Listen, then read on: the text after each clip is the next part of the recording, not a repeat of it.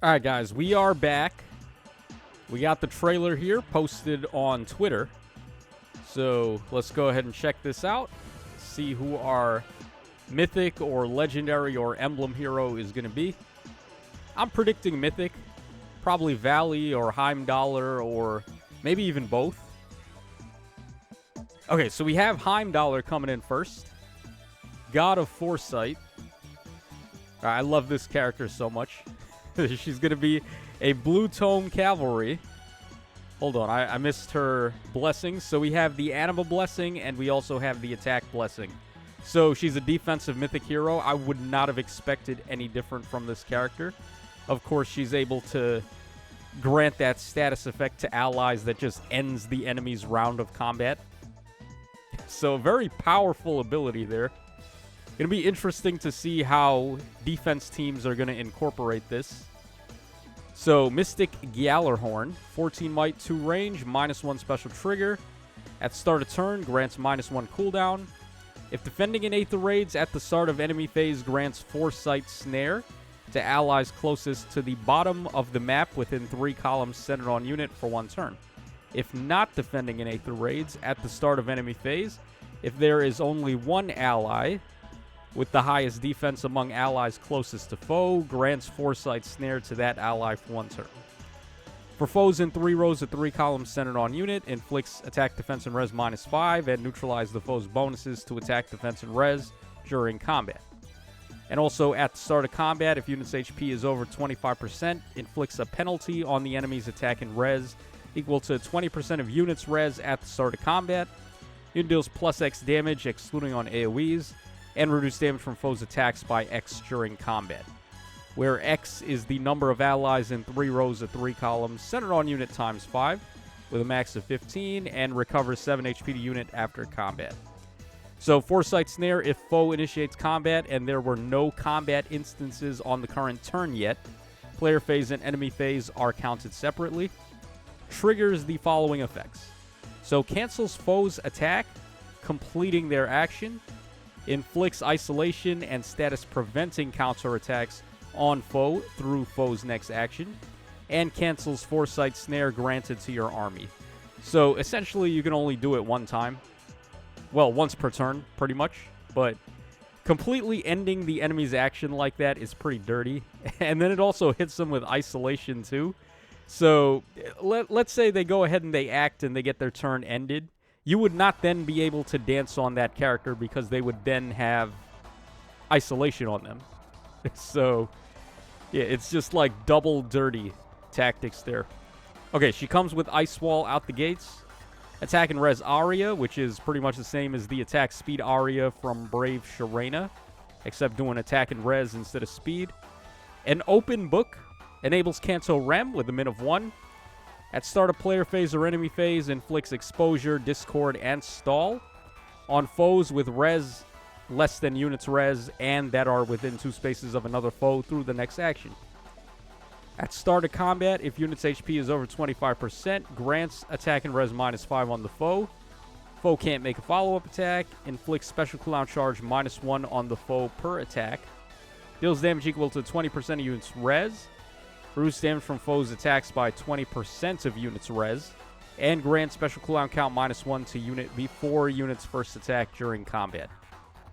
So pretty good. We get Discord, Exposure, and Stall. Stall is pretty good for Aether Raid's defense in particular, because you can just give the middle finger to stuff like the Sigurd Ring or the Tempest skills or anything that grants +1 movement, which is more likely to see use in Aether Raids. I personally have been running, Rain Snap on my baby Camilla, which gives her +1 movement and then a bunch of her allies +1 movement. I'm going to have to take that off if Heimdallr is going to have stall. Okay, and then she also has attack, res, hone, assault. At start of turn, if unit is in 2 spaces of an ally, grants attack and res up 6 and reduce percentage of foes' non-special DR by half during combat to unit and allies in 2 spaces for 1 turn. Grants a bonus to unit's attack and res during combat equal to 2 plus the number of allies on the map with the reduced percentage of foes' non-special DR by half effect during combat, status active, excluding unit with a max of 5. I mean, that's whatever. Certainly no outcry dull. I'll tell you that much. Yeah, so there are actually a couple of ways to counter Foresight Snare. One example would be to use Emblem Lyn. Just have her waste her action to get rid of the status and then just start attacking like normal with your other units. Or you can wait for turn 2 and do the same thing except with any unit that's got the Lyn ring.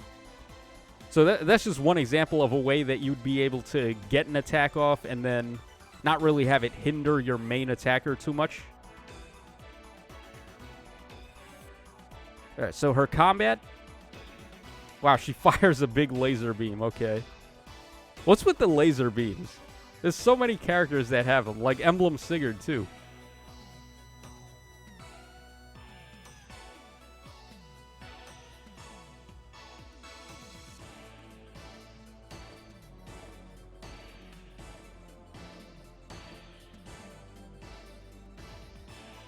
Okay, so here is our banner.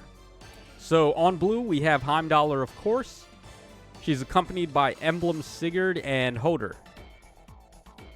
I mean, do you really want more than one copy of Hodr? Probably not. Although, to be fair, if you don't have a copy of Sigurd or Hodr, then obviously blue is going to be a really powerful choice. But if you have Sigurd and you have Hodr, you'd really only be pulling to get Heimdallr. Okay, then on red, we have Mythic Baldur, we have Duo Marth. Oh, interesting, he's back. I guess they're just going to count him as a legendary and mythic banner character. Because I wasn't really sure where they'd be bringing this guy back outside of, like, double special banners and, like, anniversary banners and things like that. But, nah, it looks like he's just going to be a frequent respawn on legendary and mythic banners. Okay, and then also Emblem Ike. So red is outside of Emblem Ike, red is pretty good. Like, Baldur's pretty good. She's got decent fodder, and then Duo Marth is pretty good. On colorless, we have Brave Ectordeer. We have... Who is this? Ascended Leaf? Or, not Ascended, Attuned Leaf. And then I believe Emblem Micaiah was color... No, not Emblem Micaiah. It's Sakura, right? Sakura was colorless. Actually, was Micaiah colorless, or was it Leaf who was colorless? Hold on, let's watch the roll call again, because I'm completely forgetting colors now.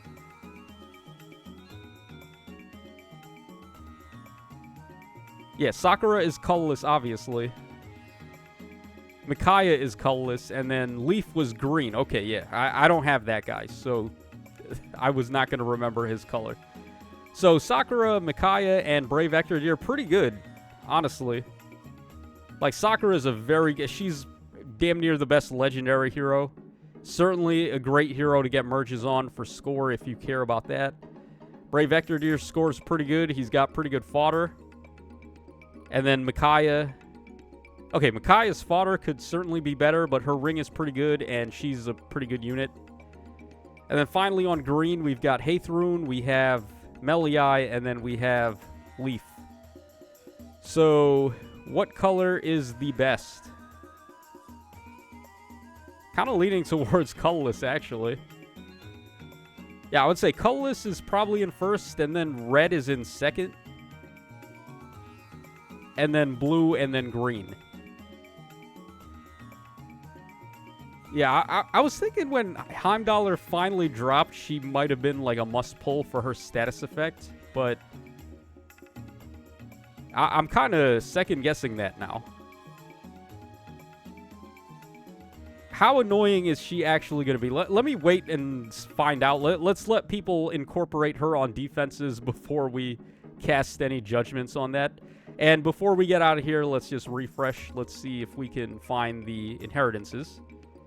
Okay, so attack and res aria is for all movement types, and then it's tome only, which... Well, tome and staff only, which is pretty nice. Staffs rarely get anything, so we will be taking the staff skill there.